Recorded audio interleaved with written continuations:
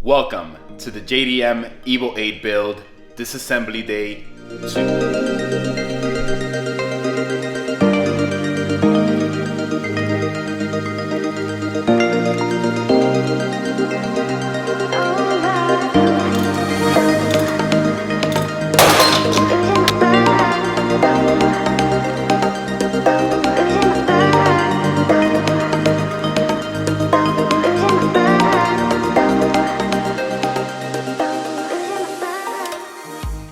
If you missed last episode, make sure you go watch episode 1 where we started disassembling the steering and suspension of the car. Today we are going to be focusing on removing because I cut it short, removing control arms, tie rods, links, basically everything we could remove. And I'm going to see if I'm going to remove all the rear control arms. I don't know if I want to go full restore right now because I still don't have a powder coat or anything to paint, so I will have to pay to paint every single piece, and it does get really expensive if I'm not doing it myself. But let's go ahead and start with the front. Lower control arms, this is pretty simple, tie rods, all of that stuff. Let's go ahead and get started.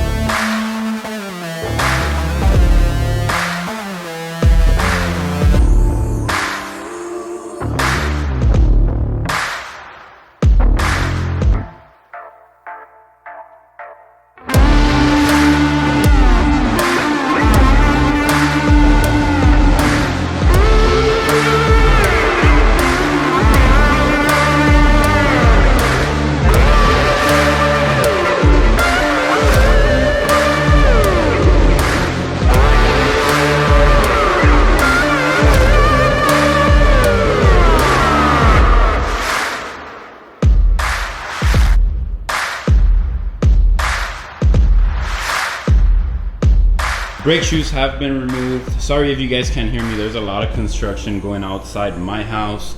But I set up the brake shoes exactly how I removed them, just so if you guys want to install or change your brake shoes or remove them, this is exactly how they go. Blue spring to the right, yellow spring to the left. This goes underneath the brake shoes. This little bracket, triangle bracket, goes right here on this part.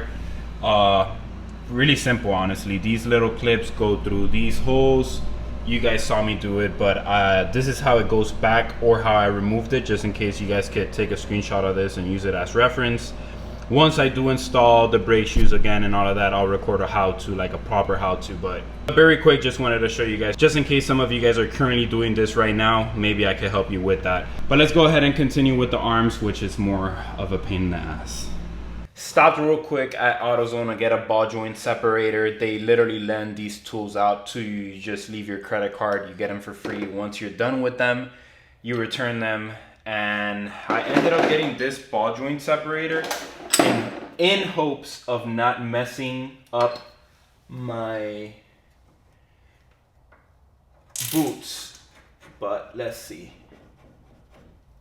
And now I should just be able to tighten the nut and it should release. This is a 22, so probably 24. Yes, sir. Let's see how easy this makes life. Hopefully you guys can see what I'm doing.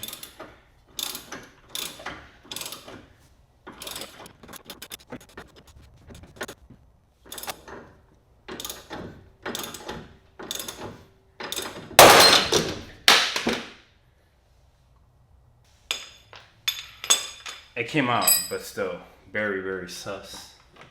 Let me see if it damaged the boot or not. It did not, surprisingly, but that was very, very hectic.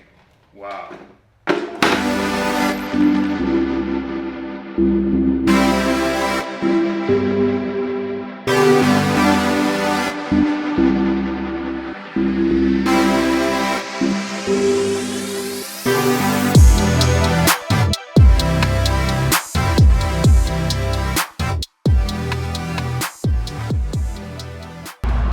Oh my God, this ABS right here was the death of me.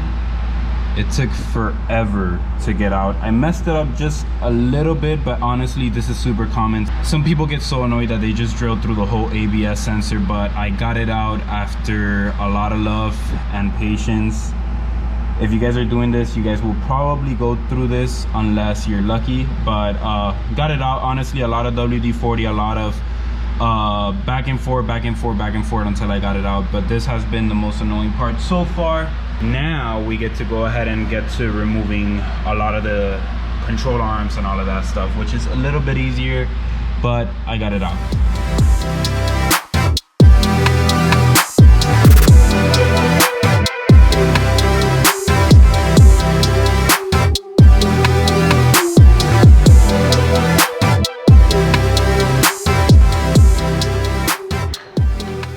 Out of everything that we've done so far, I would consider this one of the most daunting tasks, I guess you could call it, because you're risking messing this boot out, but honestly, this ball joint separator has worked. So I want to show you guys how to separate your ball joints. That sounds so weird. But essentially what you do is you take this part, you're going to squeeze this part in the actual ball joint. We're going to separate this. And then this side, so let me see if I can do it on this side. So here, this is actually perfect. Hopefully you guys can see that. We will put this side on this, then the control arm's gonna be in the middle, and then this bolt's gonna be right here. And as you tighten it, this is essentially what it's doing is pushing it upwards so it could pop out, and that's why it's making that loud bang noise, which I don't like because I feel like something's gonna sling away or like fly away, make a hole on the car or something like that. Knock on wood, that's not gonna happen. But I find this method a little bit better than the other method. The other method is the fork, the actual ball joint separator fork, which you grab basically this, a U-joint, and you hammer it. But when you're hammering it, it honestly tends to rip the boot out. This one hasn't ripped this one or this one, so we're 2 out of 2. I'm not saying that this won't break it, but I think this is the best way. So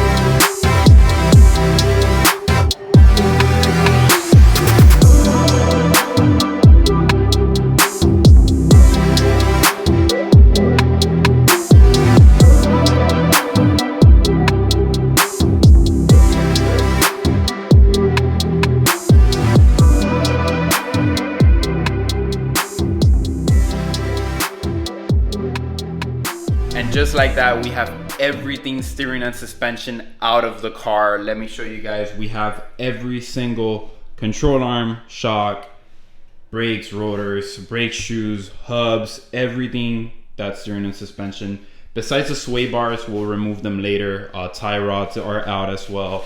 Everything is basically out. There's one control arm, which actually I wanted to show you guys just in case one of you guys have gone through this. This upper control arm, I'm having an issue where that bolt there that I have to remove in the back, I don't know if you guys can see it right there, it's hitting the gas intake pipe, I guess you could call it. So it's unremovable unless I remove this pipe, the gas pipe, which is okay, like I don't mind doing at all. It's just a couple of bolts. But before I go ahead and do that, I'm gonna post this video first, see if some of you guys have done this in the past. It's the left hand side of the EVO control arm, upper control arm. So it's this control arm right here.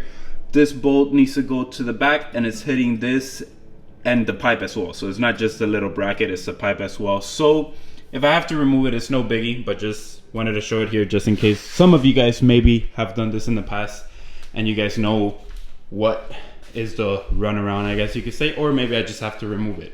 Now, I have a huge announcement to say, which just blows my mind and gets me so excited, and I just so grateful. I am partnering with the best, I consider one of the best, if not the best, steering and suspension company out there, Whiteline. Yes, I am partnering with Whiteline for this build. So we are going to be running everything Whiteline, bushings, ball joints, everything, sway bar links. There's a lot more missing here because there's a lot of stuff on back order like everything else, but it should be here soon. Every single bushing for every single control arm should be replaced. Super grateful for Whiteline, and there's more. Whiteline has been kind enough to hook you guys up with a code just in case you guys are interested in purchasing all of these parts for your car. You guys could use code WL4036. I'll put it here in the screen, and you guys could save $20 off when you spend more than $150. And they currently have a 10% off, so if you guys go shop right now, you guys could save 10%, which they have on their products, minus the $20, and you can save a good amount of money on your order. So again, huge thank you, huge thank you to Whiteline. This to me is just crazy. The fact that I'm gonna replace everything. I don't know. I'm just lost for words. But this is the roll center kit. I mean, I'm gonna get into detail with everything we do, obviously later down in the build, but just to show you guys real quick, roll center kit, front control arms, what do we have here? Front sway bar links, rear sway bar links. This is for the front control arms, and we still have so much more because we need to replace every single bushing on all of these control arms. Anyways, that is going to be it for this video. I hope I was able to help some of you guys out on how to remove your steering and suspension components. This is gonna be it for disassembly day 2, like I said I was gonna call it. Now we actually get into the nitty gritty and the fun stuff of restoring parts. I might have to source some of this work out. Unfortunately, I don't have a press. I don't know if I should buy one in Harbor Freight. I don't know if it's gonna be worth me losing the money and also the space. It's gonna be, you know, it's gonna be on a wall, and it's something I'm barely gonna use. So maybe I could hit a shop up and just have them press them in and press them out for me. That shouldn't be that long, and it's honestly a very simple task. Besides that, something I wish I could do. I know I said I was gonna end the video. I wish I could zinc plate every single bolt and install brand new hardware for everything. But this is not a full-blown disassembly yet, and there's still a lot of stuff that needs to be done. Like for example, I'm not going to restore the axles like I did with this front one because I'm going to change the axles once I build the engine.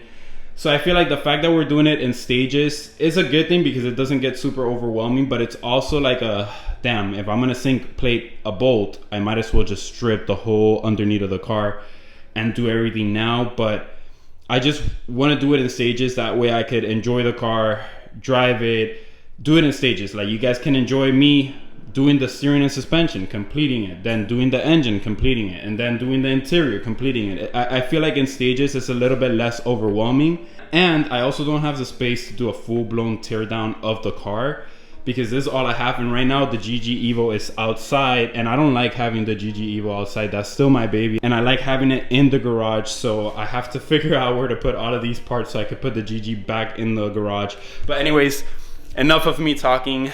Anyways, I'm gonna go ahead and end it there. Like always, keep grinding, stay positive, stay positive. Happy holidays, Merry Christmas to everybody that celebrates Christmas. I hope you have a great time with your family and loved ones. I'll see you guys on the next one. Take care.